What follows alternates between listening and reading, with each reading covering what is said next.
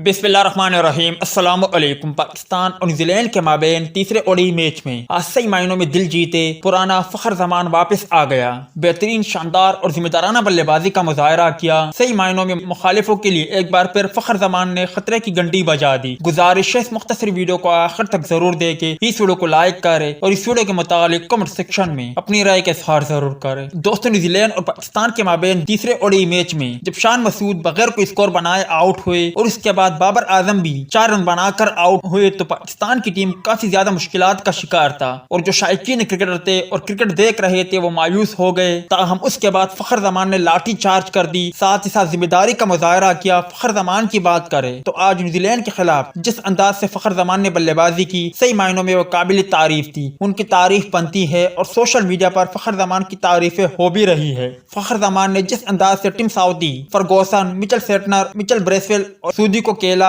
और पाकिस्तान टीम को मुकम्मल बहरान से निकाला, सोशल मीडिया पर उनकी खूब तारीफें हो रही है। आम तौर पर फखर जमान बहुत ही जारहाना बल्लेबाजी करते हैं, मगर आज न्यूजीलैंड के खिलाफ जो कि पाकिस्तान की टीम मुश्किलात का शिकार था, उन्होंने साथ ही साथ जिम्मेदारी का मुजाहरा भी किया और जारहाना अंदाज से भी खेला और तकरीबन पाकिस्तान के टोटल को एक बेहतरीन टोटल तरतीब देने में मदद दी। आप भाई क्या कहते हो, क्या आज के मैच में पाकिस्तान की टीम कामयाबी हासिल कर पाएगा?